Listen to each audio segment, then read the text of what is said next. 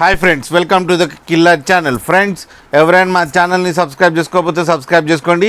ఎవరైనా మీ డాగ్స్ అమ్మాలనుకుంటే మా ఛానల్ త్రూ మా ఛానల్ వాట్సాప్ నెంబర్కి మెసేజ్ పెట్టండి.